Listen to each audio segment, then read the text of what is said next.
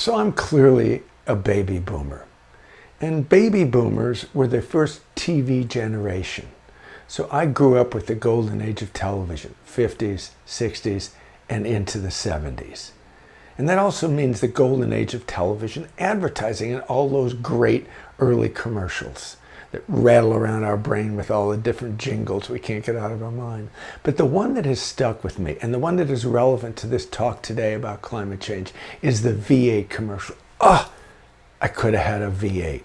Now, the underlying power of that commercial is the aha moment. Oh, I could have done something differently. Or, an insight, a new way of looking at the world.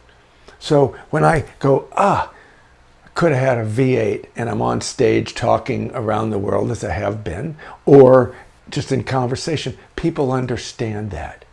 So I had my V8 moment about 7 years ago about global warming, which has led to the climate crisis today. And more on that in just a minute.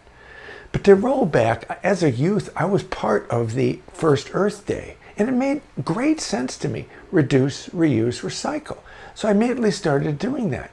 But in the 70s and then into the 80s, it was so difficult to recycle. You had to drive to some place that was only open a couple of days a week, and you had to drop everything off and separate it all out, and it went into dumpster-like things. And I kept understanding, well, if this is such a big important thing, why is it so difficult? Why aren't people paying attention?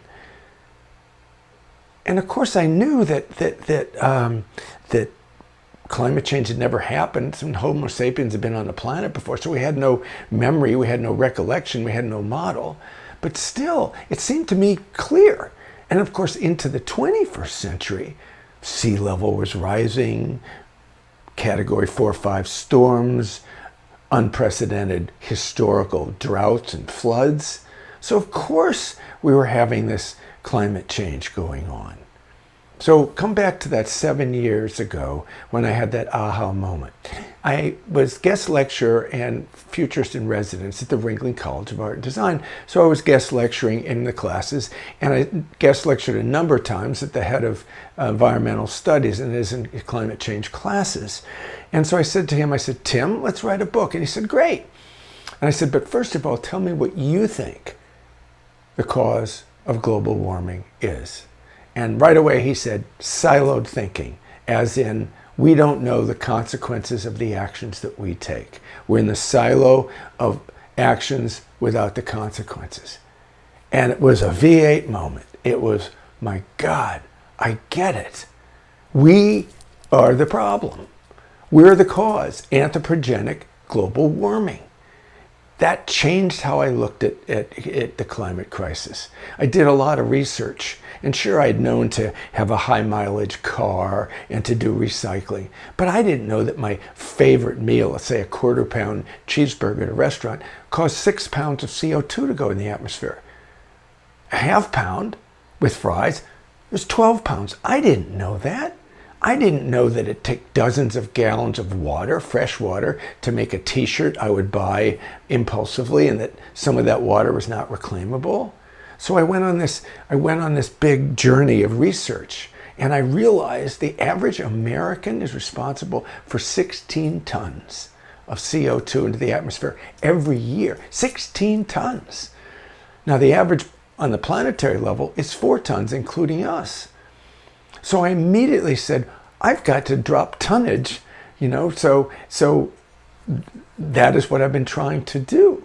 But it was that aha moment that made me realize that anthropogenic warming is a cause for the climate crisis, number one, that we are the problem, and that therefore we shouldn't be saying, save the planet, help sign a petition, help me save the planet, or even worse, checking into a hotel room and you go to the bathroom and they say, please help us save the planet by not doing your laundry. I mean, come on, right? So what climate change is about is not saving the planet. The planet is going to be fine. It's been around for 3.5 billion years. It's going to be around for another 3.5 billion more years until the sun blows up. What we have to do to face the climate crisis is save ourselves from ourselves. We have to connect our actions to the consequences. And by the way, saving ourselves from ourselves sounds a lot more manageable than trying to save a whole planet, the only planet that we know. So saving ourselves from ourselves means that we've caused the problem, so we are the solution, and we can be the solution. So we have to act with urgency. And I've been acting with urgency and compassion and forgiveness and active research ever since that aha moment that the cause of climate change is siloed thinking and the disconnection of our actions to our consequences of the planet.